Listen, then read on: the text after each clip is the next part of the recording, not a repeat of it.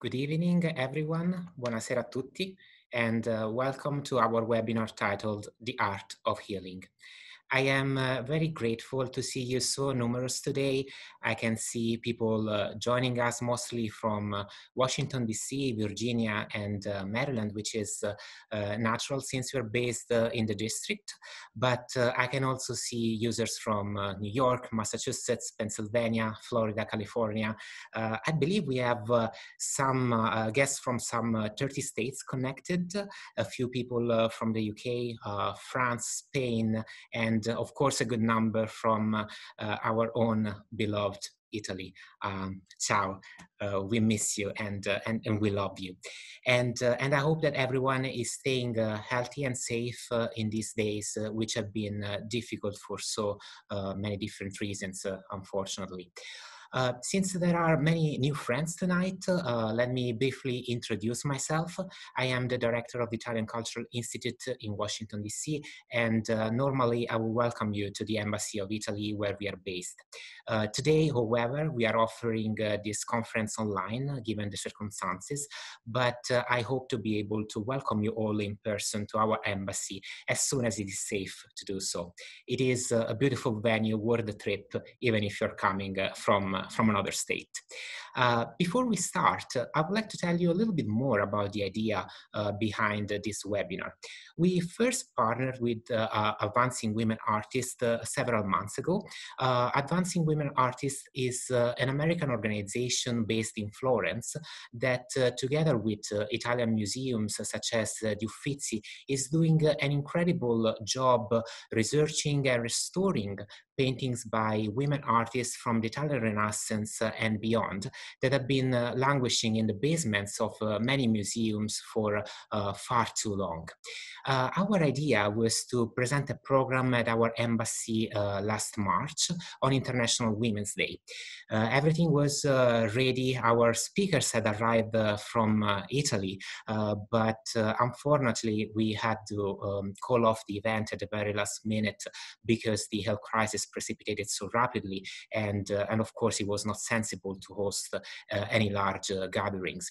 But since then, I've been constantly in touch with Linda Falcone, the director of Advancing Women Artists, and we've been considering different options to reschedule the event.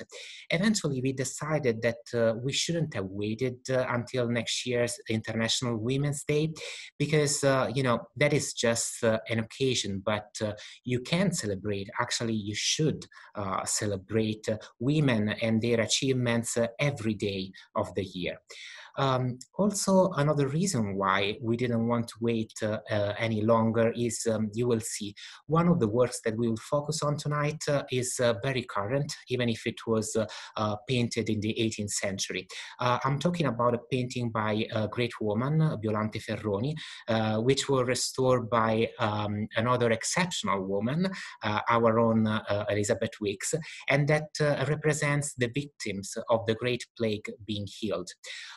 This really struck me because even though I really always believed in it, this was the perfect example that art can heal us. We assume that we preserve art by conservation, but in reality, this is a mutual relationship, and preserving art eventually preserves us too. So I am very happy to have with me this afternoon Linda Falcone, Director of Advancing Women Artists, and Elizabeth Weeks, Conservator of Fine Art and Professor of Conservation at the University of Viterbo. Linda, Liz, are you with us? Here we are. Benvenute, welcome. Thank you. Thank you very much. Thank you so much for joining us tonight. We're incredibly happy to be hosting this event eventually. And let me just say, for the benefit of the audience, that the program will start with an introduction by Linda, and then we will give the floor to Liz, who will enlighten us on several historical women artists from Florence. Please note that we will be taking questions for our panelists at the end of the webinar. So feel free to type your comments, your questions in the Q&A section at the bottom of your Zoom client. You can type actually at any time, and we will try to answer later to as many questions as possible. And now I will give the floor to Linda. Linda is the Director of Advancing Women Artists since 2009. She's the co-author of several books with Jane Fortune that spotlight their work on lost art by women from the Renaissance and beyond. She's currently working on a documentary on the conservation of Plautilla Nellis' Last Supper for the American public television. Linda, we are extremely happy and honored to have you with us. Thank you so much.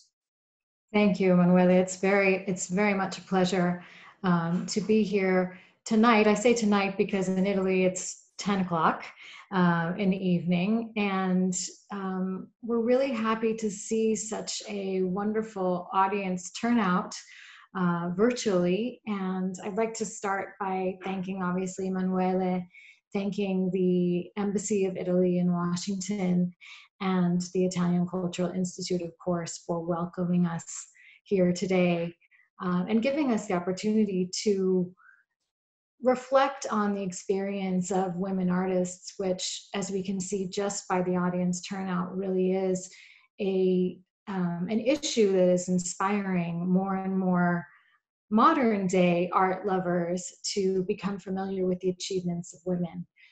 We always look to the experience of historical female artists as an experience of success. And I think this is something that we don't normally think about. Something that we'll see in Liz's lecture today is really whether these women were painting sacred works or whether they were painting provocative works. Really, over the course of the lecture, we'll see that through their skill and through their smarts and through their diplomacy as well, they were able to carve a place for themselves in art history, and we are working to reclaim their achievements through the art of restoration. Restoration is really advancing women artists' way of delivering these women to the spotlight, delivering their forgotten works into the museums and into the public knowledge and know-how. And our work is about restoring a painting or a sculpture. So far, we have restored 67 works, but we are also very involved in restoring the stories of these women artists. And through advocacy, through documentation, photography, all of our campaigns are completely documented through video work as well. And even through events like this, advocacy, friendship, the sharing of images, and the sharing of the question, where are the women artists? That's all part of the restoration process. So I really wanted to introduce that concept for you, which you can reflect upon throughout the course of the lecture, and just share one current event with you. Liz will talk about the work, as Emanuele said, The Art of Healing, the two ovals by Violante Ferroni that are currently being restored. But I wanted to just, before we started, introduce you to the fact that Advancing Women Artists is currently partnering with the Uffizi galleries in Florence and the Medici Archive project in Florence to create something that we call the Garzoni Challenge. And it is linked to the exhibition that was just recently opened at the Uffizi galleries, and it's running until June 28th. And essentially, it's an exhibition on Giovanni Garzoni and her colleagues. Garzoni was a Baroque artist, and we have launched an appeal to artists all over the world, modern-day artists, to respond to her works through the creation of new artwork. It's not a contest, it's a conversation, because we really do believe that museums are not static entities. We believe that they're living, dynamic entities in which art lovers need to participate. And so part of this recovery and this restoration that we're doing on all levels is linked to the response of the museum goer. And so although we didn't do restorations on Cartoni's work for this particular show, we do believe that through the challenge, and we invite you to go on AWA's website, and if you click on the home page, you can either enter the challenge or see the works that modern day artists are creating. So we really want to build this bridge between female greats of the past and creative minds of today. There's a video that Emanuele is going to share with you that is essentially a glimpse of AWA's work in Florence. It will give you the opportunity to look at some of the art that we've restored that spans 500 years of female creativity, works starting in the Renaissance and going until the 20th century.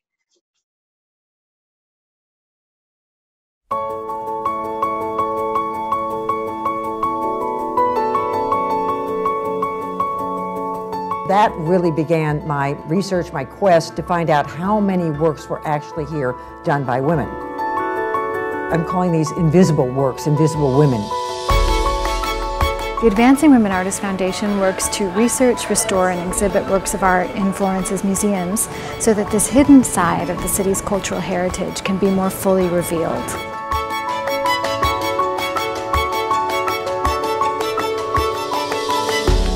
In these storage areas, you'll find approximately 2,000 works by women artists. So we're talking about paintings, about sculpture, about drawing. And it really gives you an idea of how many invisible works are waiting to be rediscovered.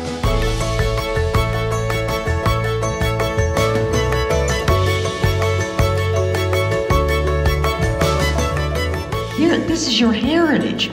And it's amazing. I mean, it's just amazing what we found.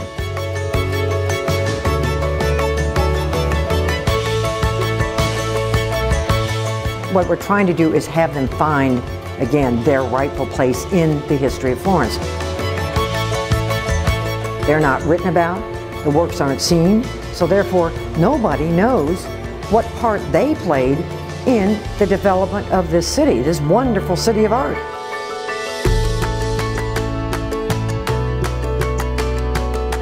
There are examples of successful women artists who were teachers, who were entrepreneurs, who were revolutionary.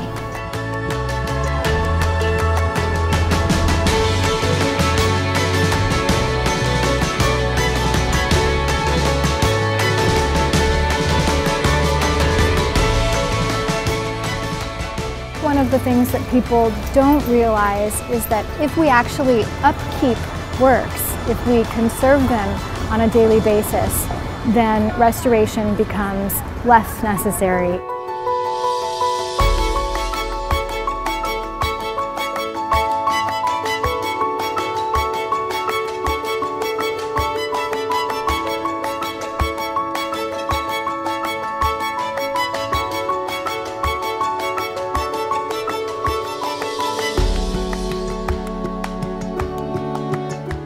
What we're trying to do is create a connection between art lovers of the present and historic female greats of the past.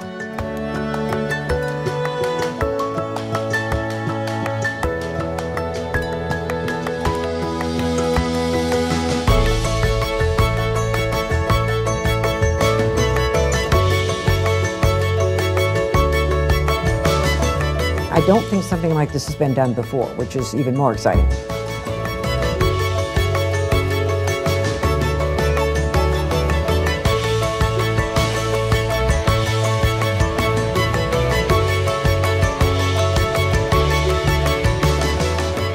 I want to find a space of their own. I want a space where we can exhibit works of art by women that are in the deposits so that the world can see them. I want them to become visible.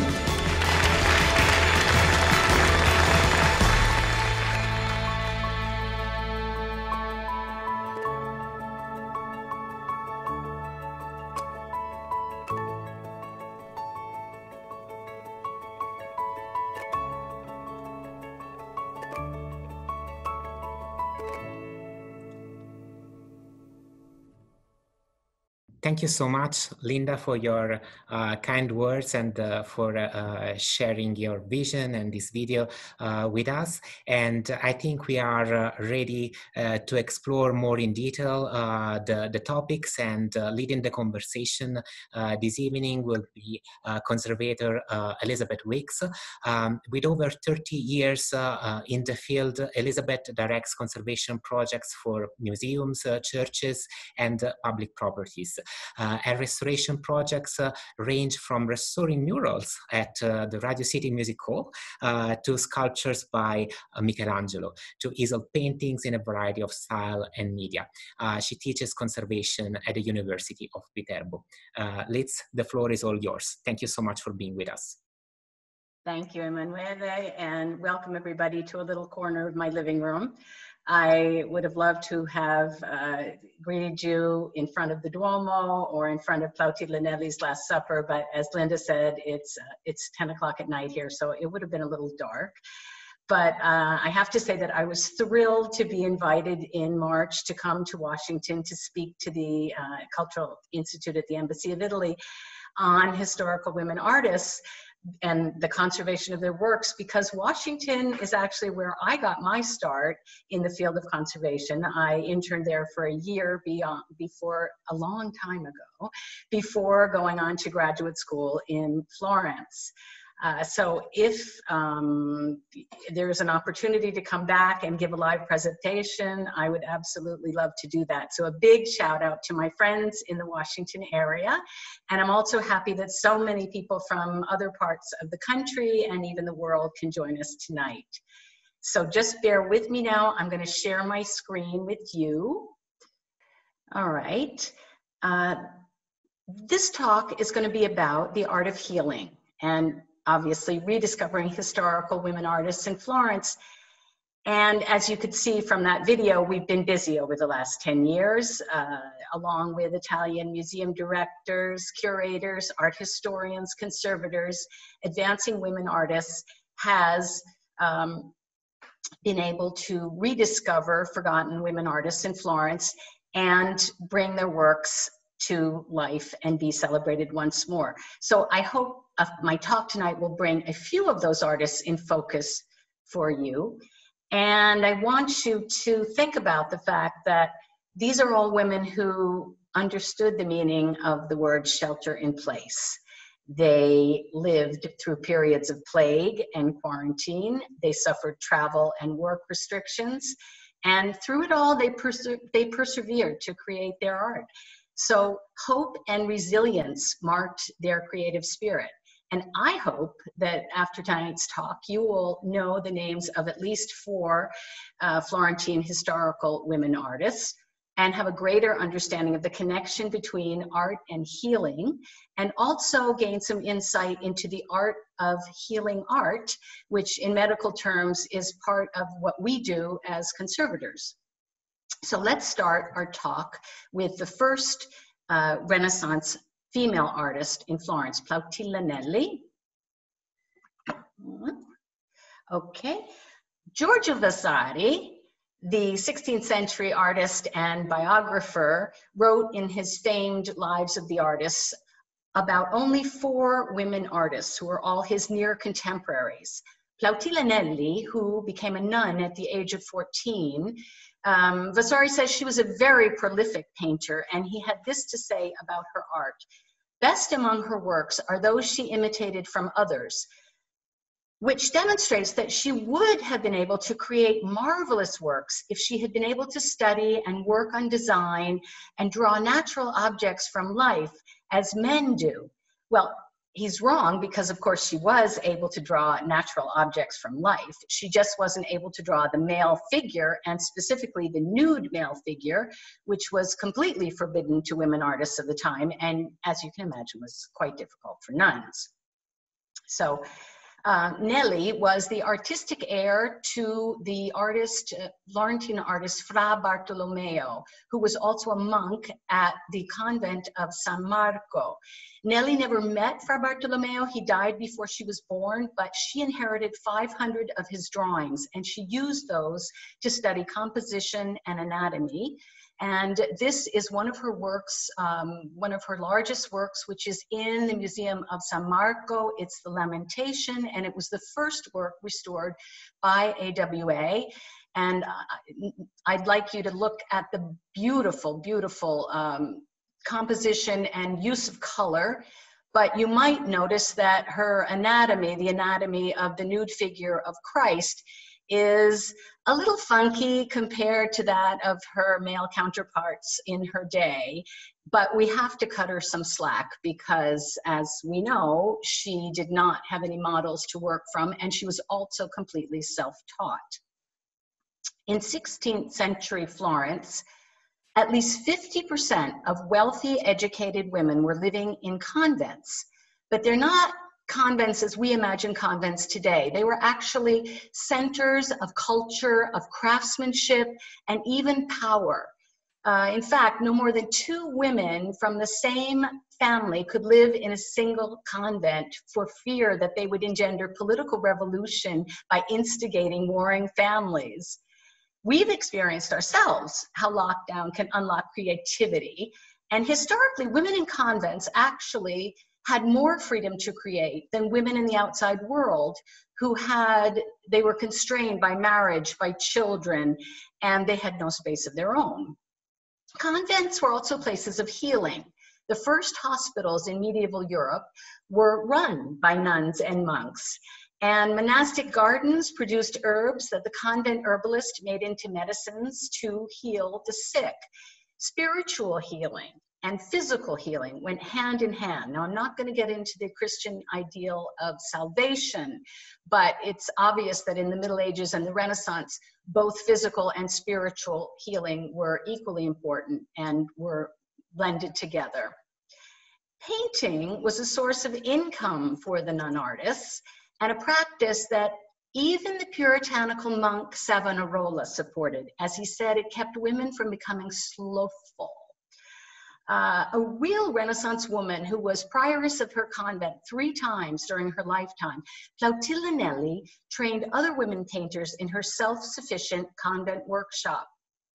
This painting on the left is a detail of the Lamentation we just saw, and here on the right we have the conservator Rossella Lardi restoring Nelli's Annunciation, which is at the Palazzo Vecchio.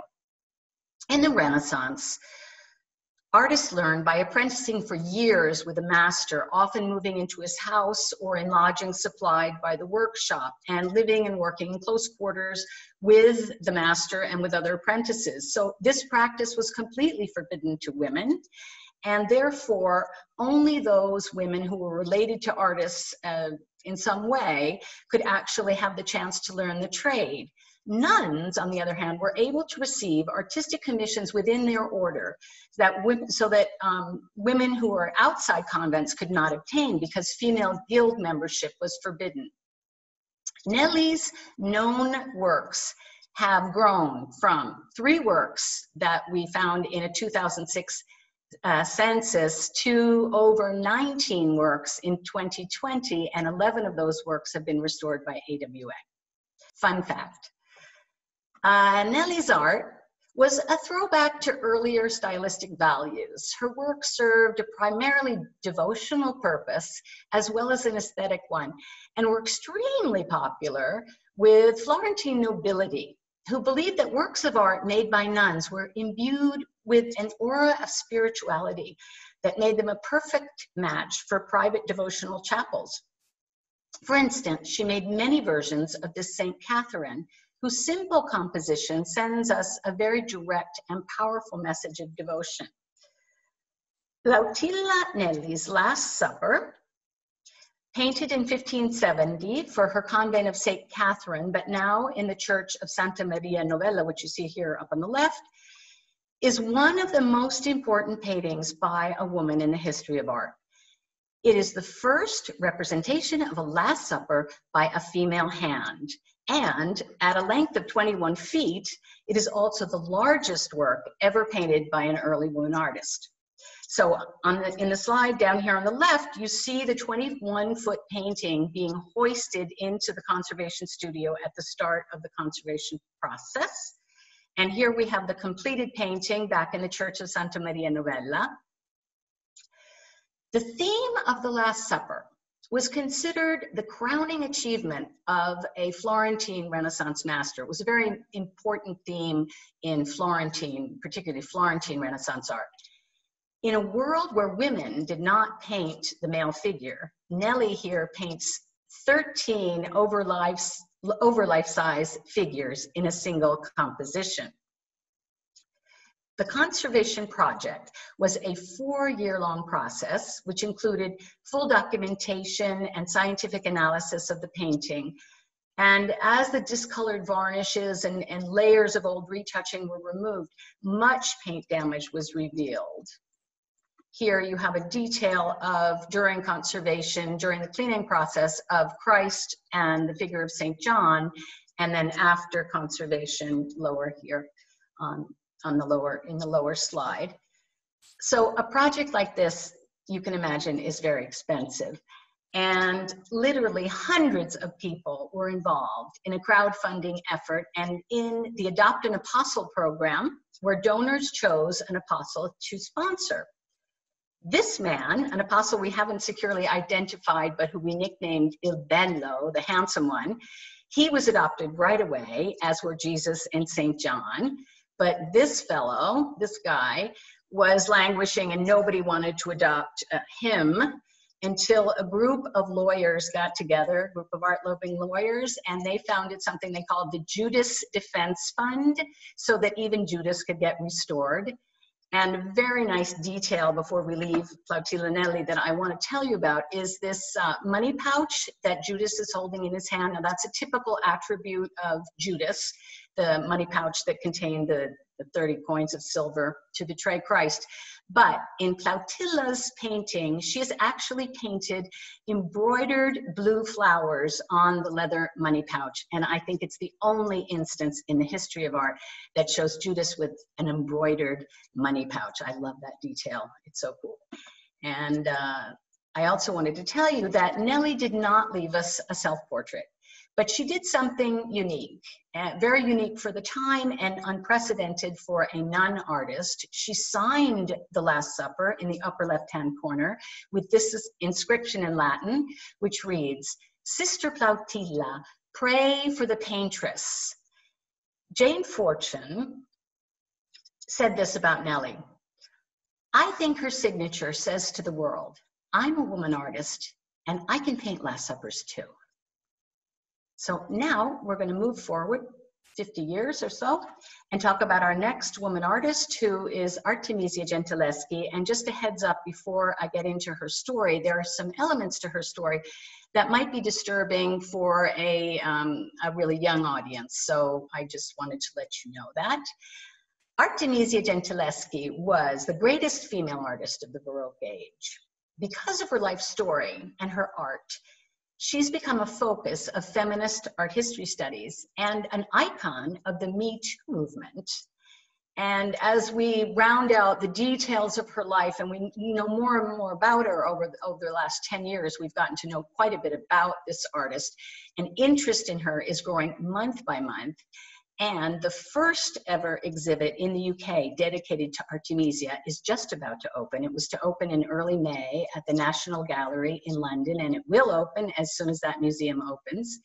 And according to Joanna Moorhead in a recent article in The Guardian, Artemisia is truly coming into her own in the 21st century, fulfilling the prophecy she wrote in a letter to a noble patron: "I'll show you what a woman can do." Artemisia was born in Rome to the painter Orazio Gentileschi, who was one of the most famous followers of the revolutionary artist Caravaggio. Her mother died when she was 12, and she came of age in her father's studio, painting alongside him. One of their family documents that we've unearthed from when Artemisia was 10 mentions Caravaggio coming over to the Gentileschi studio to borrow a pair of angel wings that he wanted to use in one of his paintings. So just imagine growing up in an artistic milieu where Caravaggio pops over for props. However, there was a downside to this open studio atmosphere. And when she was only 17, Artemisia was raped by a painter, Agostino Tassi, whom her father Orazio had assigned to tutor his daughter. Confronted by her father, who wanted a marriage to avoid scandal, Tassi refused, and there was a public 7-month public rape trial, during which Artemisia was tortured in order to prove the truth of her story. And contemporary accounts recount that as the screws were tightened around her fingers, Artemisia cried out to her rapist, who was sitting across the courtroom, "This is the ring you gave me, and these are your promises." No one, of course, thought of torturing her rapist to prove his version, but Artemisia's testimony was declared valid. And soon after, she married an obscure Florentine painter and moved from Rome to Florence, where she spent the next 8 years of her life. So I'm going to show you some of the paintings she did while she was in Florence, starting with this earliest known self-portrait, which was probably painted just after her trial. It's going to be x-rayed for the first time at the National Gallery in London, and the curator of the show, Letizia Treves, thinks that she will find that this martyr's palm, which is a symbol of the martyrdom of a saint, was added later by Artemisia to turn her self-portrait into that of a martyred saint. So from the first, Artemisia is using her face as the face of her biblical heroines and martyred saints. She is using her brushes and her paints to heal her trauma. She's giving us a very powerful example of the resiliency of her creative spirit, and as well as the fact that this resonates with all of those who experience her art. One of Artemisia's first commissions in Florence was given to her through her friend, Michelangelo Buonarroti. He was Michelangelo, the one we know, grandnephew, Michelangelo Jr. And Artemisia shocked her fellow artists at Casa Buonarroti by painting her tribute to Michelangelo on the gallery ceiling while several months pregnant. Her allegory of inclination was originally fully nude. It's the only female nude on the ceiling, and it was covered up later with this blue drapery by a more prudish Buonarroti descendant. And Artemisia gave her own face to the allegory of inclination symbolic figure. Michelangelo Jr. was a really wonderful asset for Artemisia because he introduced her to a number of prominent Florentines, including Cosimo II, the Medici Grand Duke, who became a friend and a patron, and Galileo Galilei, with whom she started and continued a lifelong correspondence. And now that we've grown to know more about the life of Artemisia, we realize that she was not just a vibrant painter, she was also an early female entrepreneur whose grand scale narrative works earned her significant sums of money at a time when women might receive gifts of jewelry for their art, but not money. For instance, she received 3 times the stipend of her male counterparts for her work at Casa Buonarroti. And in 1616, she was accepted as the first woman member of Florence's Accademia dell'Arte del Disegno, which was Europe's first art academy. In 1620, she created Judith beheading Holofernes, which is a gripping scene of retribution that reflects an earlier work on the same theme that Artemisia painted just after her trial. The book of Judith in the Bible recounts how Judith, a Jewish widow known for her beauty, was asked to enter the tent of Holofernes, who was an Assyrian general who was laying siege to Judith's city, and he was about to burn the city down. So she entered his tent, she plied him with drink, and when he passed out on his bed, she decapitated him. You can feel in this painting the exertion on the part of the women, who are Judith on the right in the beautiful golden gown and her servant Afra, as they struggle to hold down Holofernes. And Judith is also pulling back because she doesn't want blood spurting on her beautiful gown, and she's unsuccessful at this because the blood is dripping onto her gown and it's drenching the bedclothes. And all of this, the grim determination on her face, the dramatic lighting, it's all incredibly naturalistic. If you can imagine, I mean, we find it shocking, and we're used to the films of Quentin Tarantino. You can just imagine how 17th century viewers must have felt. In these two versions of St. Catherine, both painted in Florence, the one on the lower left was recently acquired by the National Gallery in London.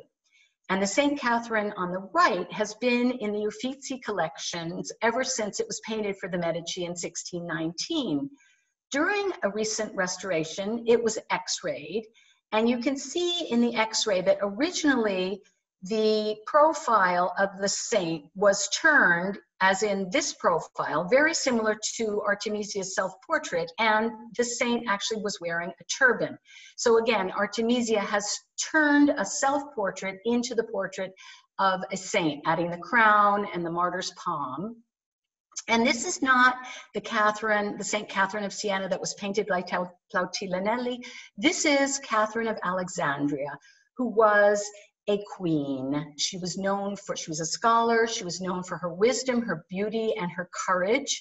She was martyred because she refused to convert from Christianity in order to marry the Roman Emperor Maxentius, and so he had her beheaded. And so again, Artemisia is identifying with this very powerful female heroine. In fact, her interpretations of biblical heroines are unprecedented in depicting courageous, rebellious, and powerful personalities. Her penitent Mary Magdalene and Judith and her maidservant are both works from the Pitti Palace, and they're notable examples of this interest. And I'd also like you to notice that they're all wearing beautiful gowns. We know from her correspondence and from documents that we have about her life that her gowns were very important to Artemisia. She said, "I cannot paint without my gowns." And of course, she painted her gowns. So we have this beautiful golden gown in a pigment that's known today as Artemisia gold, and many other details of the beautiful silk dresses. So this was something that was important to her. In 2008, Jane Fortune discovered a large painting by Artemisia, David and Bathsheba, which had been in storage in an attic in the Pitti Palace for over 350 years. Rainwater from ceiling leaks had severely damaged the paint and canvas, and the work was deemed irretrievable since much of the central portion of the painting and the main figure of Bathsheba and her face were missing. So you see two slides. One is during the conservation process, in which restorers laboriously used neutral tones to blend the damaged areas in with the original paint, making the image readable without completely repainting it. And here we see a slide towards the end of the conservation process, and you can see how the face has been reconstructed, and so it's readable without a total repaint. And here we have the finished painting, which is visible once more thanks to AWA at the Palatine Gallery in the Pitti Palace. And now we will move on to our next artist, who comes along 70 years later. And as we've heard tonight, women artists in Florence and around the world were denied the chance to study the male nude as it was considered immoral. So copying old master works was often their sole source of training. Yet it was not until 1770 that the first woman was granted permission to copy at the Uffizi Gallery. And it was this woman, Violante Cerotti. She was born in Florence in 1709 to a French cameo engraver, Luigi Series, and a Florentine mother who was probably a musician at the Medici court. Violante would later become one of Florence's most important female artists of her day. And in this self-portrait from 1750, which is now in the Uffizi Gallery, she's paying homage to her father. She's holding up a portrait of him that she painted because he was the one who introduced her to the Medici court, so got her first commissions. And he was also the one that believed in the training and education of his daughter, which was very liberal of him for the time. Here is on the right is one of my favorite paintings of hers. It is an intimate pastel portrait of a man probably her husband or her younger brother, who's sitting reading a book in his dressing gown and nightcap. And on the left, we have a more formal portrait of a not very soldierly looking gentleman wearing the insignia of the Knights of Malta, which was commissioned by a noble family in Siena. And AWA Research tracked this painting, which was sold a few years ago at an auction house in New York, to the international headquarters of the Knights of Malta in Rome, where it hangs today. So Sirius Cerotti flourished in 18th century Florence, where she worked for several Tuscan noble families and also painted for Grand Tour travelers and supported her own family of 4 children because her husband was, as I said, a not very successful sculptor. Her masterwork, The Virgin Mary Presents the Christ Child to Santa Maria Maddalena dei Pazzi, resides in the sacristy of the Church of Santa Maria Maddalena dei Pazzi in Florence, and it honors the miraculous visions of the local Florentine saint. And it's a magnificent copy of Luca Giordano's earlier work in the church's main chapel, which is the work you see on the left, and Violante Siria's work is just a little bit, it's almost the same size. It's about 11 inches smaller. And I just want to say a word about creativity and copying, because up until almost this century, all artists, male and female, trained by copying other artists' works. And for early women artists who would deny the privilege of drawing nude models or copying classical sculptures in venues such as the Uffizi, copying portraits or religious paintings was an especially valuable learning method. Before photography, artists were often commissioned to paint copies, whether of their own works or other artists' works. And so in the 18th century, copying was perceived differently than today. Copies were not necessarily seen as inferior imitations of the original, but as new works in themselves. So Sirius creates her composition for the newly built sacristy in the same church that this Luca Giordano masterpiece is in 1767. Oops. Okay, here's a detail of the Saint Santa Maria Maddalena dei Pazzi in Siria's commission. And I think it shows a lot about her confidence that she would paint another version of the Luca Giordano version, which was just a few steps away in the same church. So she felt she was up to the task. This work languished, let's say, in the sacristy for a number of years after it was forgotten in the 20th century, until AWA discovered it. And I headed the 2-year conservation project to restore the painting, which was finished in 2016. The painting was actually in the Florence flood in 1966, and we didn't realize how badly it had been damaged until we removed it from the sacristy niche and we saw all the mold on the back of the painting. And here my colleague and I are in my studio, and we're creating a vacuum envelope to begin the consolidation process on the painting. And here's a detail during the in-painting process. When Violante Sirius, who was not of noble birth, but was a woman of attitude, made her will, she asked that she be referred to as a lady. So AWA, who basically restored her reputation, researched her, and published a book about her, called the book The Lady Who Paints. An early student of Medici court artist Giovanni Fratellini, Sirius Cerotti was a teacher of other professional female painters in Florence, and their creative circle helped establish Florence as a center for women in the arts. In fact, AWA's latest adventure involves one of Sirius's pupils. This artist is Violante Ferroni, who was a pupil, but she was also called Violante, very confusing. And both Violante Sirius and Violante Ferroni were baptized by a Medici princess, Violante, from whom they took their name. So I'm going to talk to you now about Violante Ferroni and the Art of Healing project, which is an in-process quest to salvage 2 large paintings created in 1756 by Violante Ferroni for the Hospital of San Giovanni di Dio, one of Florence's most ancient hospitals. It was founded by the Vespucci family in the 1300s and was the birthplace of the explorer Amerigo Vespucci, for whom the Americas are named. The former hospital of San Giovanni now belongs to the National Health Agency of Tuscany, whose headquarters are at the Hospital of Santa Maria Nuova, which is smack in the center of Florence. And we're working very closely with the Foundation of Santa Maria Nuova on this project. And just to tell you a little bit about art and hospitals in Florence, Santa Maria Nuova has an incredible art collection, and some of you were able to come and see it with me this fall.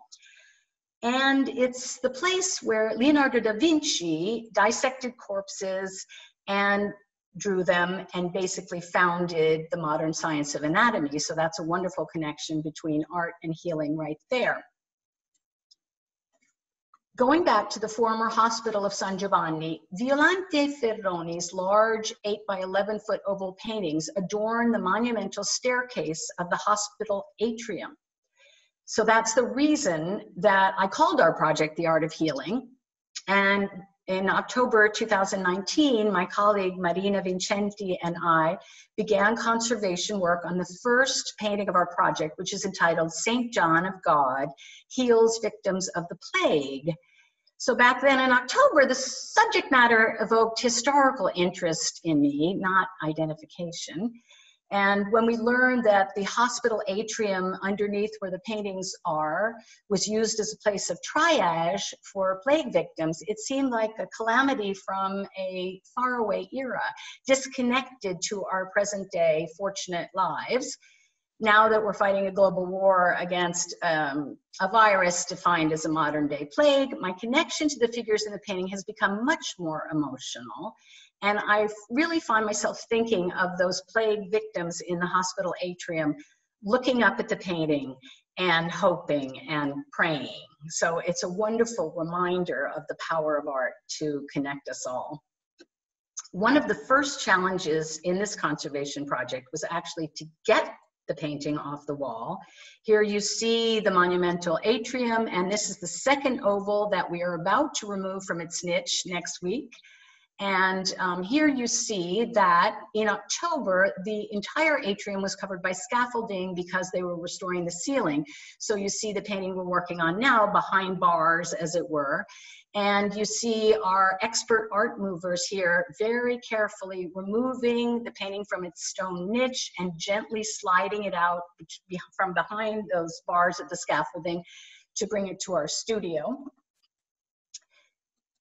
The torn canvas, flaking paint, and darkened paint surfaces showed that the ovals were in desperate need of conservation. So here in this raking light photograph before conservation work commenced, you can see some of the problems we faced. You see the flaking paint and the distortions in the canvas, the tears and holes, and how dark and discolored layers of dirt, varnishes, and repaints had rendered a lot of the background figures completely unreadable. And here are some details during the conservation process. Here I'm working, we've removed the dirt layer, and we're removing the layers of discolored varnish. And here we have a slide of the mother during cleaning. So you can see the varnish is still to be removed in this section and has been removed here. And here the face of the child has been cleaned. And here I'm working with the painting flat on consolidating the various paint layers with a heat spatula. And here I'm showing the painting to students from Florida State University who were helping with outreach and sponsorship in our Art of Healing project. These two large canvases are a very prestigious commission in 1756, and they attest to the solid reputation that Violante Ferroni must have had during her lifetime, because it was a big public commission for her. Yet today we almost know we know very little about this artist, and we're now in the process of researching her life and fleshing out the details and researching the works that we're able to find. We have just turned up a painting by her that I'm not authorized to show you tonight, but I'm hoping to be able to tell you about that in a little while. And we do know that she was born in 1720 and that she must have been a very precocious artist, because at only 16, she was admitted to the Florentine Academy of Art, which was really very rare for a male artist and absolutely unprecedented for a female artist. And here you see the painting before conservation, and then here on the right is how it looks right now. We're about to varnish the painting and proceed to the in-painting process. We've cleaned it, we've consolidated the layers, we've put the painting on a new stretcher, and so now she's ready for cosmetic work. And when thinking about our global situation and the art of healing and what I was going to say to you tonight, I realized that in Italian, the word curare means both to care and to cure. So in a very real sense, taking care of someone or something is curative. So in our case, it's a win-win situation because we save art and it saves us. The next best thing to showing you the painting, which I can't wait for you to come to Florence and see, is to show you a short video clip of the beginning of our Art of Healing conservation project. And if you want to follow us, you can go to this website and learn more about the Garzoni Challenge, more about AWA, and follow this project. So after the video, we welcome any comments or questions that you might have.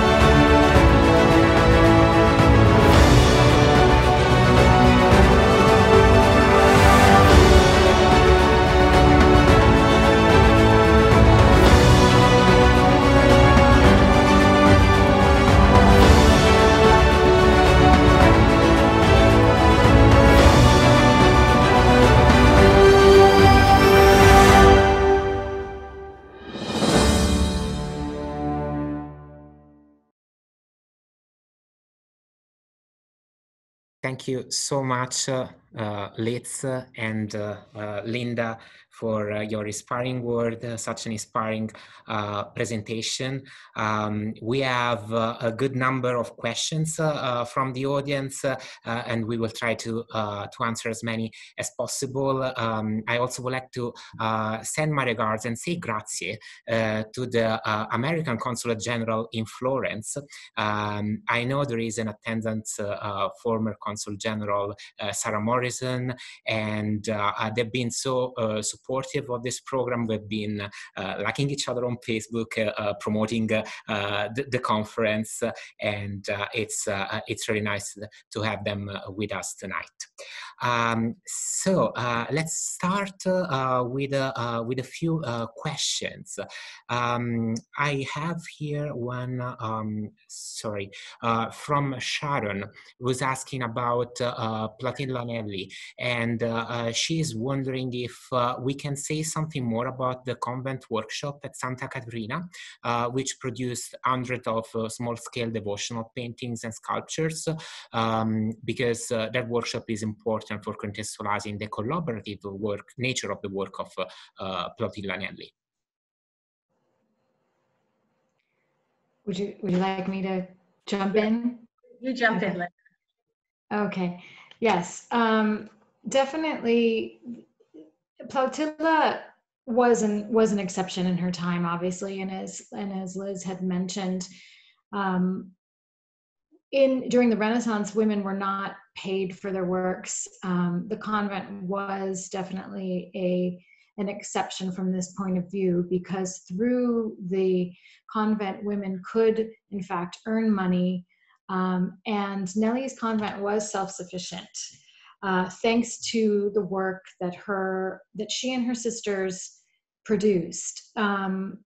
There are several kinds of works that we see Nellie producing in her time. The Last Supper is obviously the most noteworthy example, but something very exciting about that restoration project in particular was the Conservatore Rossella Lardi was able to confirm by studying the piece and that there were different hands. So we were really able to confirm that this was a choral work, much like the situation with the male masters, where you have a master painter, a male master painter, and his bottega, or his workshop.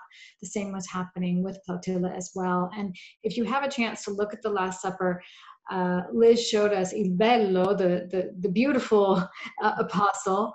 And you can compare him, for example, to an apostle sitting down on the right-hand side looking at the painting. His profile is very flat, for example, whereas the one that Liz drew our attention to has wonderful lighting. So you can see that there are different levels of expertise in the painting. Rossella believes that there were probably as many as 8 painters working together to create a work like that. So it's an incredible opportunity to be in the studio and be able to confirm the actual process. We think that Nellie, for example, set the table in the sense that she painted the tablecloth, etc., and then she placed the objects on the table. So there are a lot of, we can call it trivia, but not so trivial trivia, in seeing how she produced her works. On the other hand, her works also tell us a lot about what people were looking for. There's some scholars tell us that noble men and noble women in the Renaissance wanted works by nuns because they were considered to have holy powers or to be imbued, as Liz said, with spirituality. Some other scholars believe that, for example, Nellie downplayed her skills because there was quite an attraction for quote unquote naive art, and that nuns weren't supposed to look like they were professionally trained, etc. So there's so many things we can say, but yes, it's a fascinating window onto Renaissance life, because if you're looking for the Renaissance woman, you really do have to spend significant time in the convent. Right. Actually, talking about women in the Renaissance times, someone else is asking us if nuns were taken into a different kind of consideration because of their religious status as compared to other women in society. Mm-hmm. I'm gonna take this one as well, Liz, if you don't mind. Yeah. Sorry. No, I said keep going. You're on a roll. Yeah, no. I think in order to answer that question, we really have to consider that, particularly as far as the Renaissance perspective is concerned, prayer was considered a political power. Prayer was considered an agent, a political agent, and this was one of the reasons why they didn't want, as was mentioned, more than 2 women from the same family in the convents, because there was quite a relationship between many of these women were noble women, so they had family members in power, and these family members in power would visit the convent. They would often support the convent. A lot of the art that was produced inside the convent would then go into these noble families, also as a source of seeking support, etc. So they certainly were, and Savonarola himself was quite interested, and Mary Garrard wrote a very interesting article on this, that Savonarola was interested in in garnering the power of holy women and creating, or I can say, quote unquote, monopolizing on the movement of women and their desire for reform. And at a certain point, the powers that be within the Dominican order decided that was a little bit too liberal, and he, to some extent, abandoned that idea. But he was very, very favorable. Savonarola was very favorable to creativity in women, and Nelly was obviously a Savonarolian inspired painter. Thank you. And we also have a question specifically for Liz. This comes from Ria, who was attending from London, and she's asking what particular challenges there been for you working on restoration during the lockdown in Italy. Wait for our next video. When we were finally able to go back to work on May 4th, there was a period in which we could not have anybody with us. And of course, AWA needs to document everything that we do. And so Marina and I made our own little videos of what we were doing. And so there are a lot of hands, and we didn't want to show ourselves wearing masks in the beginning, but then we relaxed and we realized, well, a lot of time we're wearing masks when we do conservation anyway. So what the heck? So yeah, it's been difficult, but thanks to this project, it's really been exciting to have this project to work on and to keep us going and to think about art and healing. It's much more relevant than I thought it was going to be back in October. Right. And someone else is mentioning that, curiously enough, art restoration is actually run 90% by women as a field. Is that something that you can confirm? Have you noticed this as well, that there are more women than men working in restoration? And is this a current trend? Is this evolving in some way? I'm not sure if it's evolving, but certainly in Italy, it's very much sectorial. So you have women in textile, paper, and definitely a majority of women in painting conservation, but of course frescoes, sculpture, building restoration, those are all, even wood restoration, those are sectors in which you find more males. So it kind of depends on the field that you're in, but it is a field where there is certainly scope for women. So right. Yeah. Can I just add one thing? Yeah. Because I think it's really interesting to mention that in Florence, restoration was a primarily male field until the 1966 flood. And you'll remember that after the 1966 flood, Florence, or as a result of it, Florence lost 14,000 works of art. And because of that moment in time and all of these restoration needs that occurred, and the student movement, the Mud Angels, and the interest of the average person in restoration, and the fact that was actually 1966 was actually, and because of the flood, when women began wearing trousers in the city. And so it was very closely linked to, we can say, liberation within the workforce of women. And restoration was definitely a sector in which you saw a sort of an explosion of female interest. Right. Thank you. We have also a question from Adi. She's asking if the 3 Florentine women we mentioned tonight, or any of them, are included in the Vasari corridor at Uffizi. For those of you in the audience who don't know, there is this beautiful corridor joining Palazzo Pitti and Palazzo Vecchio. If I'm not wrong, it's part of the Uffizi gallery, and it features many self-portraits of artists. Is there any female artists represented? Well, Violante Ferroni's portrait that I showed you, that was in the Vasari corridor.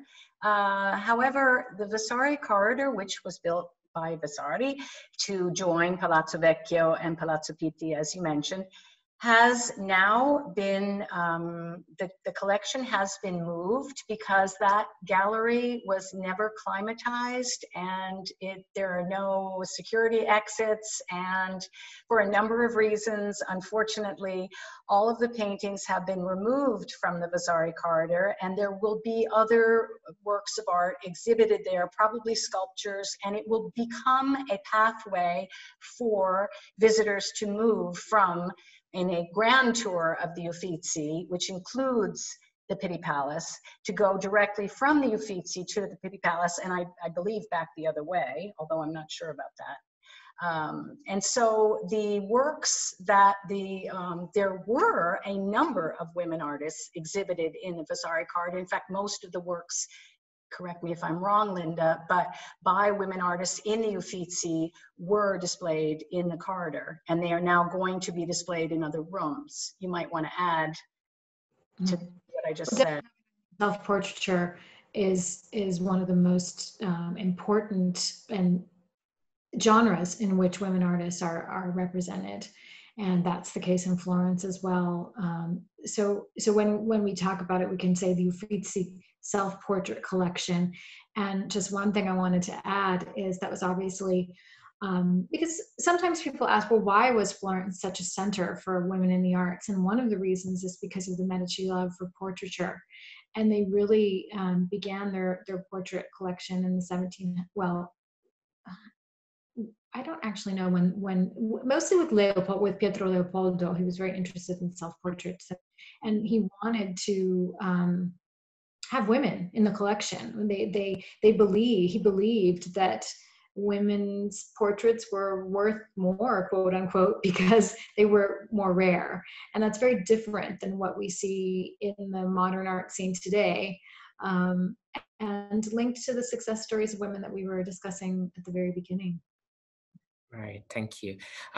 Also, one question from actually former Consul General Sarah Morrison. She's wondering whether you will be able to officially unveil Ferroni paintings in October, or do you have a date for this?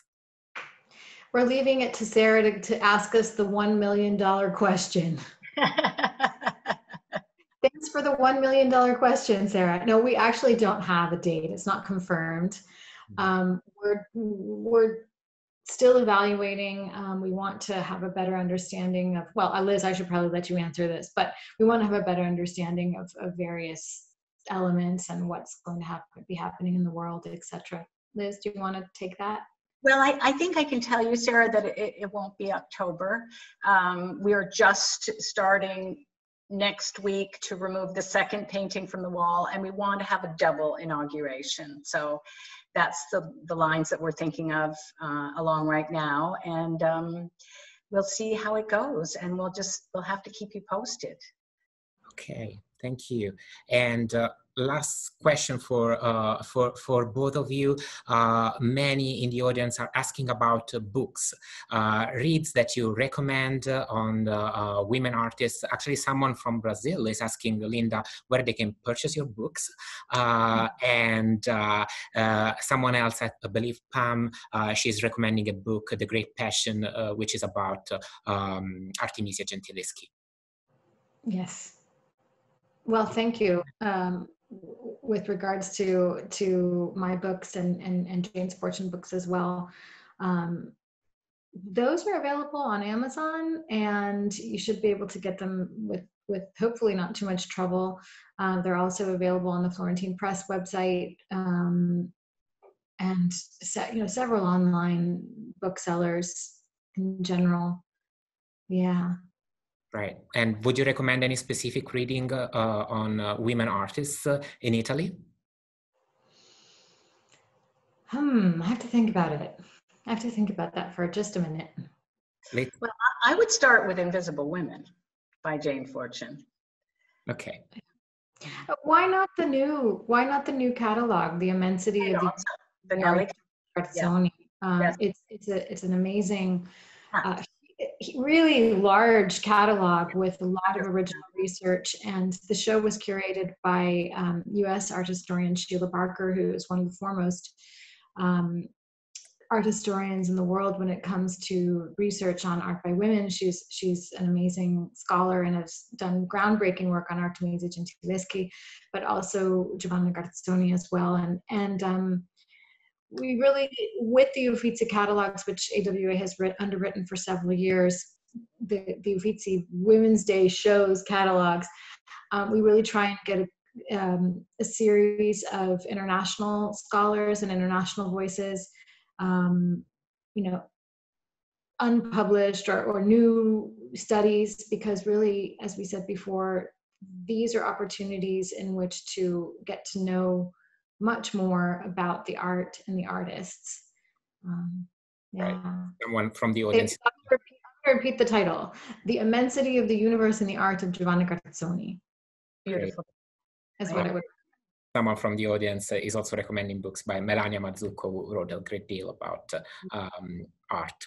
I am afraid we are actually running out of time, but I promise we'll keep a track of all the questions that have been posted and couldn't be answered right now. If Linda and Liz, you're happy, we can share the questions to you, and perhaps we can reply via email or post some replies on our social medias.